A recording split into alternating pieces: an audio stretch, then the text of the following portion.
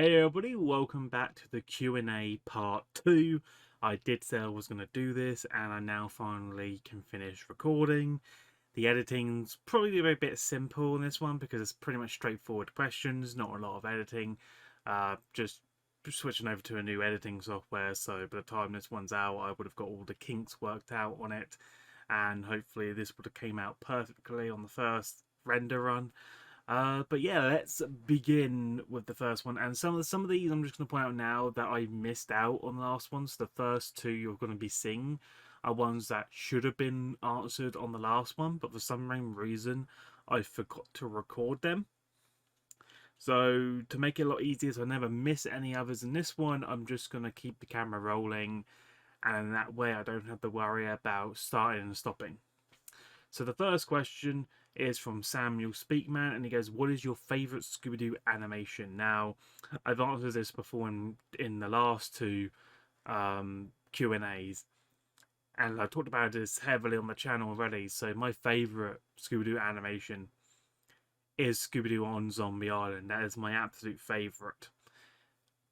The series, the animation, I just loved it very much. I just thought it captured the dark tone, and I feel like if they redone it with the new animation, you wouldn't get that same thrill as you would in the last one, which we saw in great comparison with Return to Zombie Island, as we saw the animation never really felt like it lived up to the original classic. The zombies were lifeless, and so were the cat creatures, whereas in the original Zombie Island they had so much details and they just had a flair to them that was just never recaptured.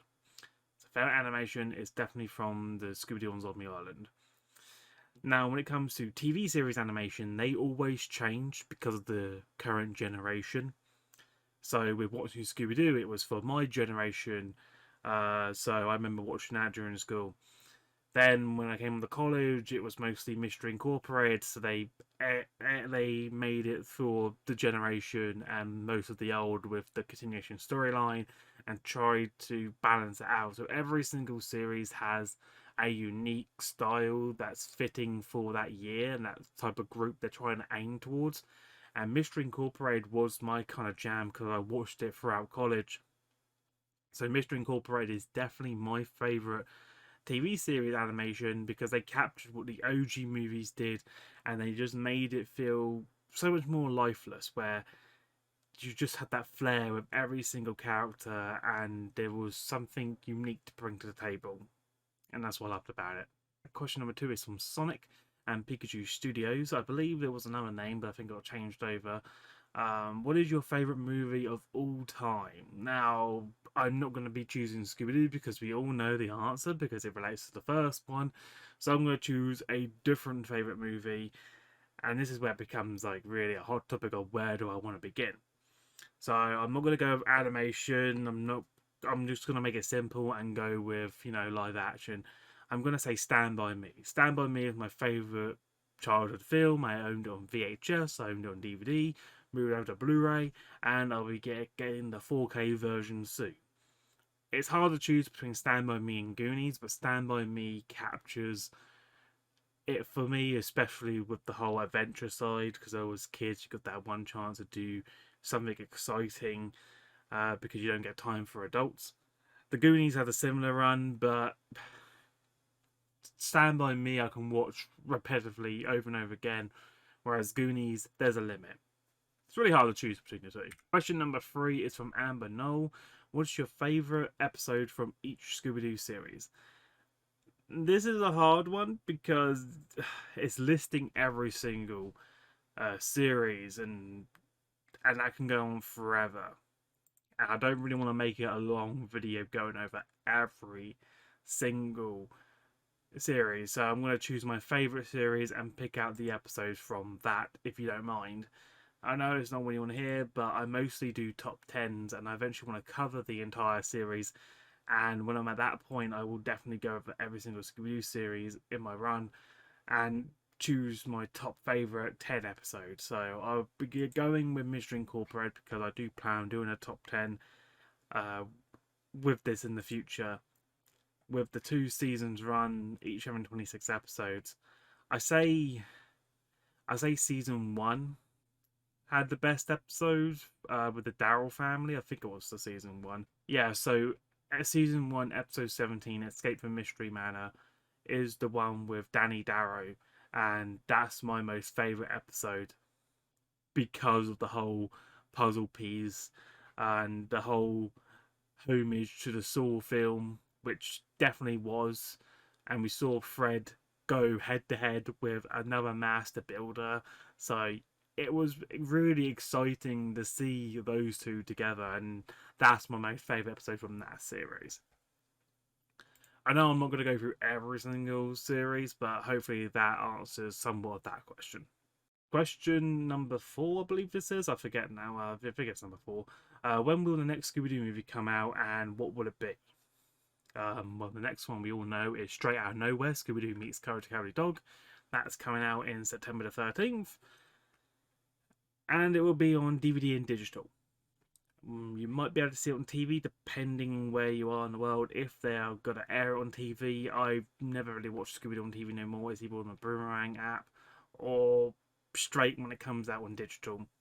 Those are my main platforms to watch Scooby-Doo. So that's the next one, and that's release date for. I also put it in my discussion tab recently, which I'm going to be doing again closer to the release date to let people know to get their pre-orders in, whether it's the DVD or digital. It's like $7.99 on the UK Amazon, and I think it's just fairly the same on the US one. Might just be a few dollars more. Next question is from Dexter, the Nostalgic Toonster. What's your favourite Scooby-Doo voice actor? If it's from the gang, it's definitely Shaggy's voice actor, Matthew Lennard. Like, especially, I've seen him in old movies before, like Hacker and Scream. So I was very familiar with that character already. And when I heard him coming over to Scooby-Doo, I was speechless because this is an amazing actor. He played well in both of the live actions. He did well in Scream. He did well in Hacker. He has that good voice of a Shaggy. Like, he can pull off that character successfully, where you have confidence knowing he can live up to the character and carry that torch even on. Like, it's Matthew. He's my top guy. I would definitely choose him. I follow him all on social media, so yeah. Matthew is my favourite actor. Next question is, what's your favourite recent direct-to-TV Scooby-Doo movie as of 2019 to now? Well, I can't say Courage and Scooby-Doo team up because that doesn't come out in September. So I have to choose a recent one. I'm gonna have to go with the Halloween one because Scooby-Doo Happy Halloween, even though it was a continuation movie lineup, it still had. I'm multitasking right now. It still had. I don't know. It still had some resemblance to the old OG movies where they tried to give that bit of flair where the last two movies before that didn't really pick on. Because in Sand, 2019 was the start of Curse of the 13 Ghost, followed by Return to Zombie Island, and then the next year we had Happy Halloween, and those were the 3 continuation storylines.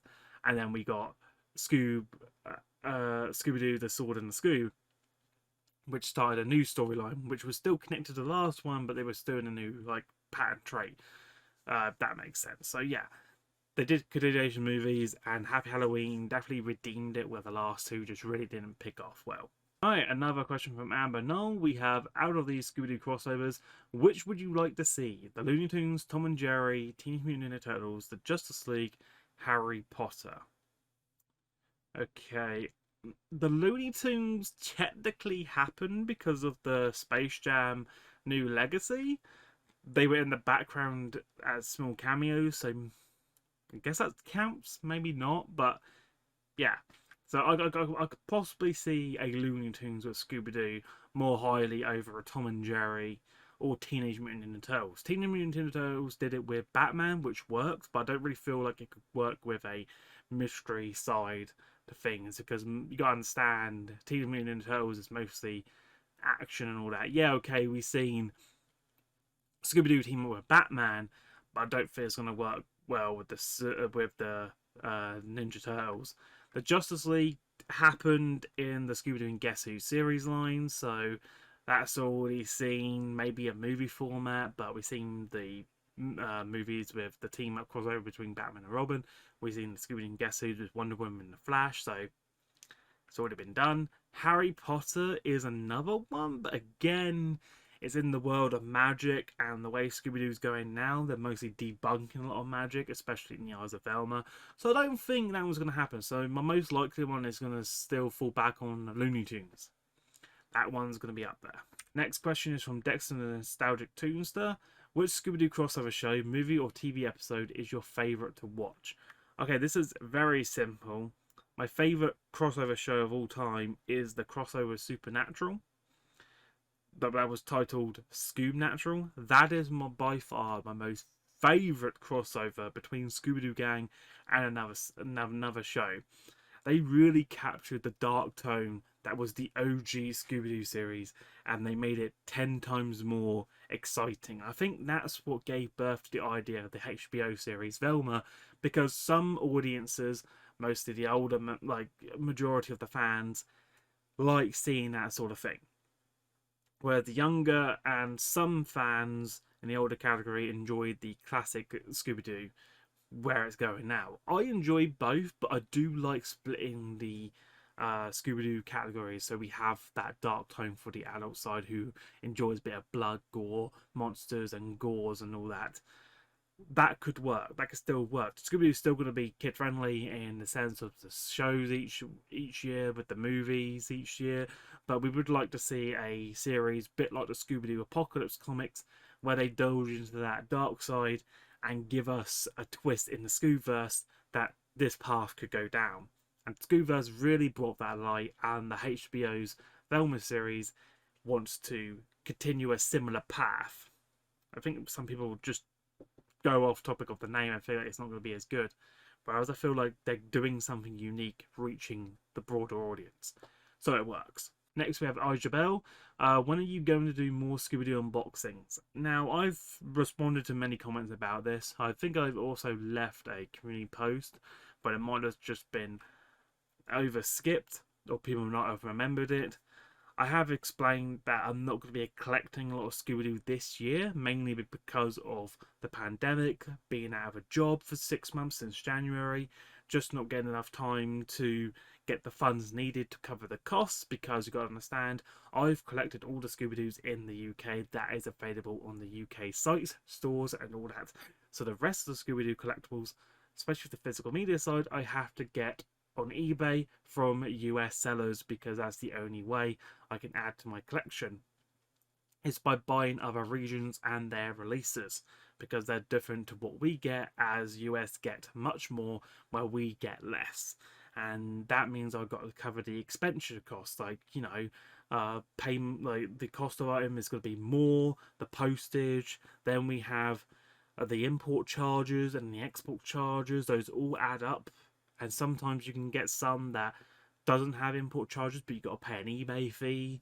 So again, those are still putting on a lot of money, and it really puts a hold on whether I can buy or import stuff over. Normally in the past, or the last year or the year before that, I was paying £200 to £500 for my Scooby-Doo lot. And I don't really get nothing back when I do the videos. I don't get any money back that covers the expenditure costs. I just get a bit of views and lovely comments. So when I do them, it takes a lot of money, and it's just really a lot of savings. So this year I have no chance to get any money, because due to the pandemic, due to lockdown, I've been out of job since January, and I've just got back into work. So I've been really doing odd jobs and just trying to keep a roof over my head and just to keep going. So I don't plan on getting any this year, but that doesn't mean there won't be any. It's kind of confusing. So we got the Straight Out of Nowhere Scooby-Doo, which I will be ordering because I can get it on the UK Amazon for $7.99. That's coming. I also have I think 3 Scooby-Doo box sets, which I got in the UK. I got a Christmas one, I got like a samurai one, and I got one more on the way. And those will be coming because they were $4.99, $5.99, and $7.99. With the Summer 79, so it was easy to get these ones. But any others from abroad and that won't be this year, and I don't know about next year either, because it will cost too much money. But there will be some this year, just not a lot as I would like to. It wasn't like the last 2 years where I was putting them out like no tomorrow, where we had a Scooby-Doo month here and there. Whereas this year it has been rarely any Scooby-Doo and mostly just Blu-ray unboxings or iconic moments. And I still got the DreamWorks collection to do. I got the family favorites to do. I got the Disney O-rings, Pixar's to do. So yeah, I still have a lot of other collectible stuff to unbox. Just not a lot of Scooby-Doo, which is upsetting. So hopefully that gives you a bit of understanding about the whole Scooby-Doo unboxing stuff. So there will be 4, 5 this year. I just don't know when because I'm still waiting for them to arrive. But I will let you know in the community tab. But any updates on my collection videos, there won't be one this year, and any other imported ones won't be this year, and probably won't be next year, depending on my income and that sort of thing, because I'm trying to keep myself afloat, and that's a struggle, especially with everything going on. And in the UK, we don't know whether we're going to go back in the lockdown, because our government likes saying we're out of lockdown, back in lockdown, out, in, out, shake it all about. It's really annoying sometimes.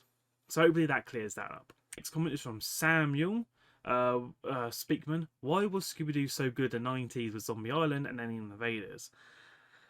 I think a lot of people will agree with me. Back then was a different time. You can understand, throughout every generation, whether it's the 60s, 70s, 80s, or 90s, the generation of kids and what was accepted on TV gradually changed over the upcoming years, especially in the early and late 2000s.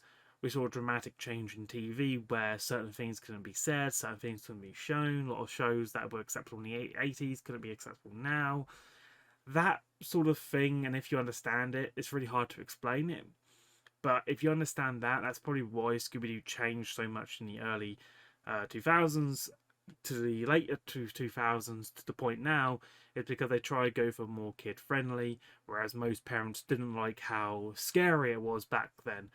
If you watch the original Scooby-Doo Where Are You, just listen to the soundtrack, and that just gives you an understanding of how much has changed. Compare the Where Are You soundtrack to What's New Scooby-Doo soundtrack, and you can see a much more friendlier vibe in What's New Scooby-Doo. Whereas Where Are You had that creepy tone, that build up, that animosity, that creepy areas where they used to go. Don't really see that a lot now in Scooby-Doo. Mystery Incorporated brought it back and it worked, but you're not going to see a lot of it because people's opinions shift and change. So Scooby-Doo Mystery Incorporated got 2 seasons, which we were lucky for, because originally a second season wasn't going to happen due to its level of 90s mashup where the same creepy tone elements. So that's why the 90s, in my opinion, were the best for the Scooby-Doo movies with Zombie Island, because they captured that dark tone, they captured that creepy elements of what you would like to expect from a classic cartoon. Because when Scooby-Doo was aired on a Saturday morning show, they were aiming at teenagers, trying to, give them something creepy, but also, friendly as well. It's really confusing, but it worked. But it doesn't work now. And that's why it's changed, because it's the shift of opinions and the current generation. I'm not saying it's a bad thing. I'm not saying they ruined it, because Scooby-Doo is still good today. You get your favourite niche episodes. We have Scooby-Doo Guess Who. We have Be Cool Scooby-Doo, which brought so much character development with so many different people, from Fred, Velma, especially Daphne, and they worked on it and they made it funny as hell. So it works. You get some good, you get some bad, but I don't think nothing's going to live up to Zombie Island, Alien Invaders, or Witch's Ghost. Those 3 will forever be probably the best Scooby-Doo movies. Brendan232, are you going to start collecting Scooby-Doo merch other than DVDs? Now, I've always wanted to collect other Scooby-Doo merch, but it's always come down to storage. So I've always collected the DVDs because they're easier to store away on the shelves and they're just easier to catalogue. I've also got all the Scooby-Doo games for the PS2, Xbox, and GameCube. I have all of them, and I have all the Wii games. I have all the DS games of Scooby-Doo. I have all of them. But when it comes to Scooby-Doo merch, like t-shirts, hats, backpacks, lunch boxes, action figures, pop vinyls, vinyl CDs, and all that, I just haven't really started collecting them because of the space. And it's trying to figure out where to put them, where they're not out of the way, not on show, because I would like to display those type of stuff for you guys in my videos, but right now, in my current living situation, it's just not happening. Especially with just getting back on my feet, I don't really see it happening anytime soon. So maybe in the possible near future, I could start collecting them and have them on display.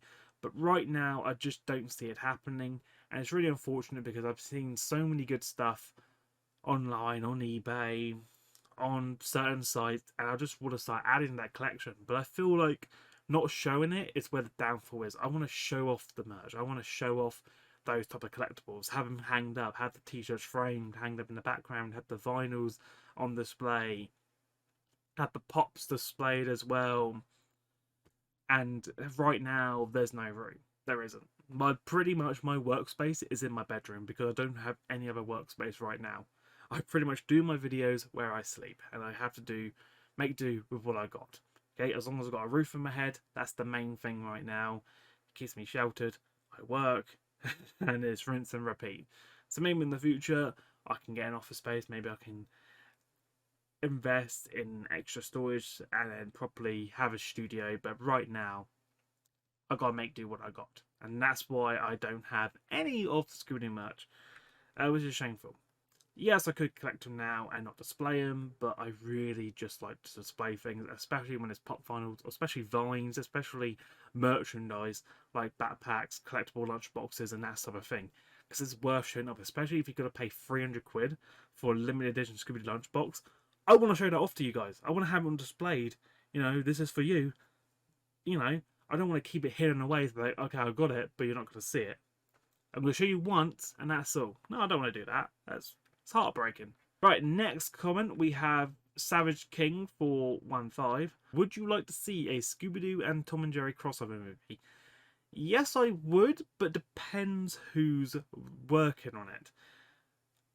Because you gotta understand, Tom and Jerry is mostly no talking, and guess you could say Courage is the same, but it depends what the mystery is, because Tom and Jerry doesn't do any mysteries, they just do antics, they just do, you know, the whole skit where Tom's got to capture Jerry, Jerry foils his plans, and that's the running gag between them, is the cat can't catch the mouse. It's trying to see if that could work with Scooby-Doo. We seen so many Tom and Jerry on TV before. We know it works as a series. We know it's a great classic and it lives on to today because it just has that great atmosphere with the audiences. We've seen their movies, the direct-to-TV movies. It works. But then you got to think how Scooby-Doo works, and does that work with Tom and Jerry? That's what it comes down to. Whereas Courage and Scooby-Doo does work because of those elements that they have. Whereas Tom and Jerry and Scooby-Doo are on two different levels. They're both great, but does it work together? That's what you got to think about. So if it's done right and they can make it work, definitely. If not, I'd rather not any get damaged in the run. Okay, so we have two comments from Dexter the Nostalgic Toonster. The first one is, do you prefer Jackie Chan, Teenage Mutant Ninja Turtles, or Hong Kong Phooey? First of all, I prefer Jackie Chan because that series was amazing. That was definitely my series. Hong Kong Phooey, I remember watching on the Saturday cartoon slot. But Jackie Chan was basically on after school. And I have all the magazines and all the talismans for that show. I have the box and everything. I have to do a video getting that out there because that is definitely worth showing off to you because that is a beautiful set. And I'm so proud that I have it because it just looks amazing. So yeah, that I will definitely do a video soon. I just have to remember where I put the box. I haven't got rid of it. I just moved it to one location. I think it's... Just trying to think now. Where did I put it? Where did I put it? I'm trying to think where I put my magazine. Oh, okay, there it is up there. Okay, good. I now know where it is. It's up there. So I will definitely do a video showing it off there because those are some sick stuff. Like, the magazines are worn as I used to use them as a kid, but they're still nice having. I don't care what no one says. That's my childhood. Jackie Chan was my life. That series was amazing. Next question was, are you a fan of any other Hannibal cartoon shows and or movies besides Scooby-Doo? There's Meet the Jetsons, there's the Flintstones. There is a lot that I would consider, but Scooby-Doo is the majority that I would watch. I remember coming home and I would definitely remember seeing the Flintstones back to back with Scooby-Doo. That was back to back with Dynamite Hour. That was back to back with the Jetsons, and they all used to come back with the forwards on the Boomerang and Cartoon Network channel. So I used to watch them a lot because Cartoon Network used to have their shows with the Powerpuff Girls, thrown in with Ed, Edd n Eddy, thrown in with Scooby-Doo, thrown in with the Jetsons, and then the Boomerang had a sort of similar mashup. So yeah, I do remember watching other Hanna-Barbera shows mixed in with the Cartoon Network shows, and I would say Jetsons was most funniest, but Flintstones had that more comedic approach. It was something to get around, especially the bowling scenes, especially getting kicked out of the house and Shan Wilma. That was my most favourite thing watching as a kid, especially how she used to never hear him when they're right next to each other. How do you? One, there's no glass on the windows. It's just a hole. So the question is what did this go through the window? There's nothing stopping you from going through the window. But yeah, there are other shows that I watch besides Scooby-Doo. Okay, Sonic and Pikachu Studios. What could possibly be the worst DVD art you've ever seen and why? Okay. God damn, this is really hard to think. There's been many artworks I hated doing an unboxing video. It's either the artwork or the recycling logo. But when I see those two together, God, it really infuriates me. It's like, how could you do that to someone? How could you just stab in the back before even meeting them? You stab me in the back. I would probably say the worst disc art is when there's no disc art. It's the double-sided blank ones. You know what I mean? The ones you can look at yourself. It's like, if I want a mirror, I'll buy a mirror. Okay? And Scooby-Doo on Zombie Island, one of the greatest Scooby-Doo movies of all time, has that. It's a double-sided disc. It's total BS because it's the worst thing I've ever encountered in my life of doing unboxing videos is the no artwork on the disc. It's like you gave up. You had text around the rim that told you this was side A and the other side was side B. I don't care about side B. I just want side A to have something plausible because you got to put B face down anyway. So yeah, the mirrorless artworks is what do it for me. But what really annoys me is when they do the recycling logo paired with it. It's like, it's not bad enough that you stab me in the back, but now you want to trample over my dead body, you know, dance on my gravestone. Yeah, that's fine. Yeah, just wound me while I'm already down. My dignity is pretty much destroyed at that. So yeah, those are my worst. Horrible, not the best. Okay, so these last ones are all from Dexter, and I'm gonna go through them one by one. I just felt like doing it all as one, as doing them as all like, rather than saving time doing all singularity, we can just go through each one and then see where we're at. The first one he goes, if you ever met the voice cast of Scooby-Doo at a comic book convention, how would you feel if you had met them? Like, if I ever met any of the voice actors of Scooby-Doo, it has to be Matthew as my first one. I would like to also meet like the rest of the gang, like Frank and all that, but Matthew's my most favourite one. I would love for him to sign my Zombie Island and just sign the sleeve, sign it all over, or sign the Return to Zombie Island. If I had enough time to prep, I'd probably bring every single one of my Scooby-Doo series for them to sign, but there's probably like one signing each. But I would love for them to sign at least one of them. Mystery Incorporated, What's New Scooby-Doo, or Return to Zombie Island. One of them would do me, just having a signature on that one. Do you think there will be a Scooby-Doo Inspector Gadget crossover movie, TV show, video game, or comic book series? Um, I never really thought about Scooby-Doo team with Inspector Gadget. I don't think Inspector Gadget's relevant right now. I don't think no one really remembers Inspector Gadget. If you told Inspector Gadget to a current generation of kids watching Scooby-Doo, they might like, what's Inspector Gadget? So it's really about having an audience that remembers Inspector Gadget as much. Because you got to understand, Inspector Gadget had a TV show for briefly, but it wasn't as popular as Courage or most of the kids shows we're seeing as a kid. The movies Inspector Gadget were alright, the live actions were okay. Inspector Gadget 2 wasn't the best, but number 1 was on its game. A video game mashup, the Inspector Gadget games were alright. Maybe if they did a team up on a video game, it could work, but not a comic book series. I wouldn't feel like that would hit off well. So yeah, a movie or show really depends on if it's got the right direct approach. A game is more likely to happen if it did happen. So I think a game would be suitable to bring people in before they throw out a movie or a show. Frankenstein Jr. and The Impossibles starred in a movie together, rather it's a live action or anime movie. What should it be about and why? I don't know. I don't think I've seen Frankenstein Jr. or The Impossible, so I can't really comment on that.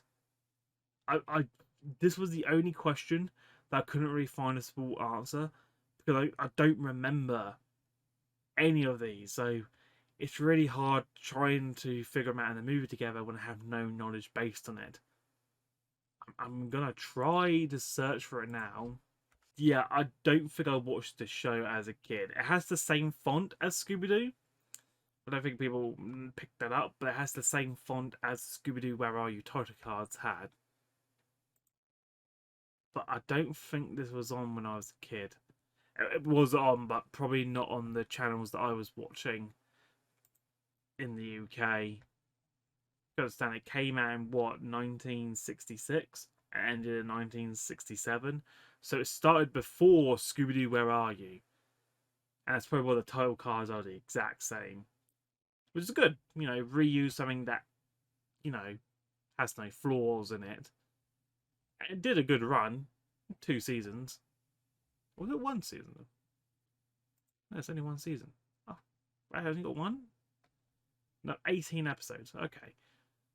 I can't actually quote on it, I'm afraid, so this one's going to be a hard miss, but I am going to put it on my watch list and try and see if I can pick up the digital or box set online and watch that.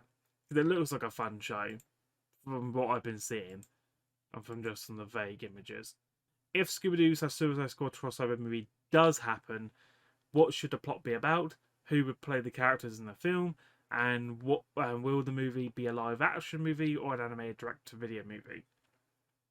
Now this is good because um, when I last spoke about this, it completely went dark, the same as the Scooby-Doo and Kiss sequel movie. That was meant to happen. They did the recordings, but they never put anything out there. It got shelved, and then this idea got shelved. But it depends, because back when they were doing Suicide Squad, it was the old Suicide Squad, not the new Suicide Squad that's in cinemas now. So it's not going to have John Cena in there as Peacemaker. It's not going to have anything like that. So we got to go look at the old Suicide Squad crossover Will Smith in. Could it work? Maybe. Maybe, because we've seen DC characters work before with Scarecrow in Happy Halloween. It does work. So depending on how they push it out there, live action movie format is definitely out of the picture because it's about trying to get it looking right for that audience. So it's basically be a Scooby-Doo, whereas live action with a Suicide Squad isn't going to be good because we all know Suicide Squad is mostly gory, so it has to be an animated direct to video, but without any of the gore. It could possibly work with Harley, with Deadshot, but it depends what Suicide Squad members you have and the story that unfolds. So it's like a 50-50 gamble. Could work, could not. It's really hard to say because if you've seen both films, you would know the level that it goes to, and trying to see it work with Scooby-Doo, it's really hard. Next question is there ever a Teenage Mutant Ninja Turtles Hong Kong Furry crossover movie? What should it be about and why? If they ever did one, it would probably have to be with them two fighting each other. I'm sorry. You'd be seeing the Turtles face Hong Kong Furry. It's probably the best fight up I would probably imagine. It's better than King Kong versus Godzilla. I'm just saying, like, those two should be... It should be a versus. Not a crossover, should be a versus. Were you able to spot any Easter eggs and references to other Warner Bros. Properties in Space Jam 2 and New Legacy trailer?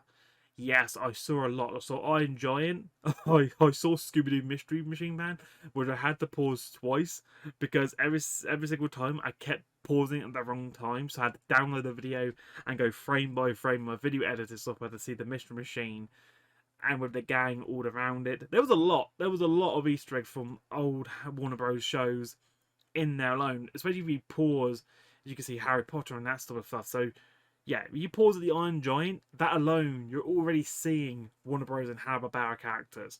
There was a ton of Easter eggs in just that scene alone. So yeah, it's hard to miss. I think it was the first trailer where it was impossible not to see an Easter egg. It was everywhere. You think the whole hating on Scrappy thing is getting old and out of hand? Well, I enjoy taking the mick out of Scrappy. It's fun. I don't think it's getting old. I just think it's that trend. It's like if you're an OG Scooby-Doo fan, you know the reason why. Like, we don't hate him. Like, we just want to butcher him. We just find him really annoying. Sometimes he can just be a bit too much. His old catchphrase, the amount of times he says it. I've never heard anyone say a catchphrase as much as he did. In one single episode. He would say it constantly. Even in the movie, in the Scooby-Doo live action movie. He even said his catchphrase. It's like, we understand. Puppy power. I ain't scared of nothing. You say it so many times. It's like, put him up, put him up, put him up. Puppy power. It's like, at first, it was cute and adorable. Seasons in, got annoying. It got really annoying just hearing it, and they had to try and dull that down because once you hear it so many times, probably more times than you should, it starts becoming a really annoying phrase. And I think that's why people just hate on him now. It's basically our payback for hearing puppy power. So no, it's not getting old. We still have a few more to do. And we want him to see how it feels hearing the same thing over and over again. The amount of times I heard puppy power. It's like the amount of times I've seen recycling logos. They're not going away. This ain't going away. And that's the best logic. Do we hate him? No. We just find him annoying. And that is it. That is the entire part 2 of the Q&A 3. I hope you guys have enjoyed. I finally got this done with the amount of stuff that I've been doing lately. And you could probably tell these posters are new, so you never saw these in part 1. So we got that big Harry Potter one, which I found at a charity shop. Really good. I have the Snap, the Pokemon Snap, the Dragon Ball Z's and all that. So yeah, I have quite a load here. And I feel like the poster wall is coming along nicely. I still have other walls in my room to put posters on. I just feel like posters give more life to the room. It doesn't seem more lifeless. I just feel like I want to make it my working space and it works rather than just being a miserable old working space. And I don't know, I quite like the Harry Potter one. It covers up, Daniel Radcliffe, but it's okay. My big head just covers them up. I got the Pokemon ones and the Dragon Ball Z one, so that's all good. And I got my games console set up there, so that's another good thing. But yeah, if you guys enjoyed the part 2, thank you so much for watching. Sorry that it has been a long one, and sorry for the massive delay. If you guys enjoyed this, please leave a like, subscribe, turn on post notifications. Will I do another Q&A in the future? Yes, but won't be for some time now. I will let you know when I'm ready to do another Q&A. Please don't ask because I just don't know yet. I will let you know in the comment section, but it will happen. There will be another one this year.